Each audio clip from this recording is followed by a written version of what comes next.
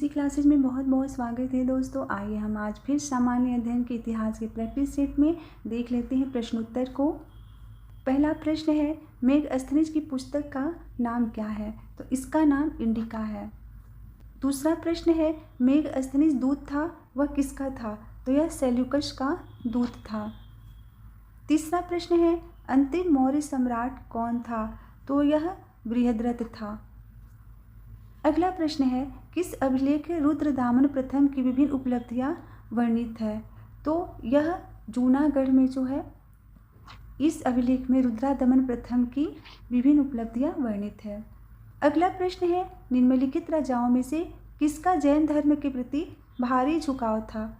तो खारवेल जो है इसका जैन धर्म के प्रति भारी झुकाव था। अगला प्रश्न है, कलिंग नरेश खारवेल का संबंध किससे था? तो इसका आंसर होगा ऑप्शन ई, उपरोक्त में से कोई नहीं या उपरोक्त में से एक से अधिक। अगला प्रश्न है, प्राचीन भारत का नेपोलियन किसे कहा जाता है? तो समुद्रगुप्त को प्राचीन भारत का नेपोलियन कहा जाता है। अगला प्रश्न है, गुप्त सम्राट जिसने हुणों को पराजित किया था वह कौन थे? तो यह स्कंदगुप्त थे। अगला प्रश्न है, किस प्रकार की भूमि को अपृहत कहा जाता था?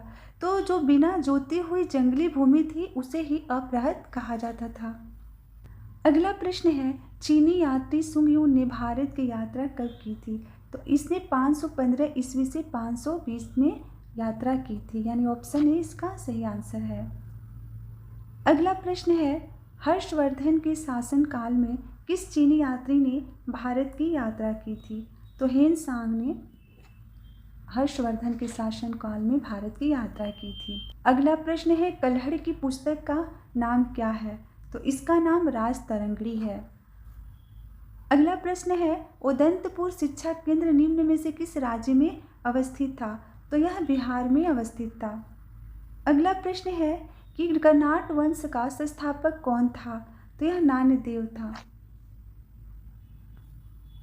अगला प्रश्न है, कर्नाट वंश का अंतिम शासक कौन था? तो यह हरिसिंह थे। अगला प्रश्न है, किस काल में अछूत की अवधारणा स्पष्ट रूप से उद्धृत हुई थी? तो इसका आंसर होगा ऑप्शन डी। अगला प्रश्न है, कनिष्क के शासन काल में बौद्ध सभा किस नगर में आयोजित की गई थी? तो यह कश्मीर में आयोजित की गई थी। अगला प्रश्न है, भगवान बुद्ध के महापरिनिर्वाण के बाद पहली बौद्ध संगीति कहाँ हुई थी? तो यह राजगृह में हुई थी, यानी राजगीर में। अगला प्रश्न है, बौद्ध गया में महाबोधि मंदिर बनाया गया जहाँ पर गौतम बुद्ध को ज्ञान प्राप्त हुआ, यानी कि ऑप्शन बी इसका सही आंसर है। अगला प्रश्न है, गौतम बुद्ध को एक देवता का स्थान किस राजा के युग में प्राप्त हुआ? तो यह कनिष्क के युग में प्राप्त हुआ। अगला प्रश्न है, ईसा पूर्व 6वीं सदी में विश्व की प्रथम गणतांत्रिक व्यवस्था कहाँ थी? तो यह वैशाली में थी। अगला प्रश्न है, 16 महाजनपदों की सूची किसमें उपलब्ध है? तो यह अंगुत्तर निकाय में उपलब्ध है। अगला प्रश्न है, मध्यकालीन भारत में मनसबदारी व्यवस्था क्यों लागू की गई थी? तो इसका आंसर होगा ऑप्शन बी, सैनिकों की सुगमता से भर्ती हेतु।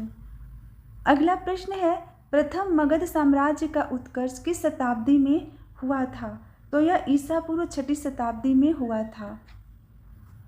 अंतिम प्रश्न है दोस्तों, नंद वंश के पश्चात मगध पर किस राजवंश ने शासन किया? तो इसका आंसर होगा ऑप्शन ए, मौर्य ने।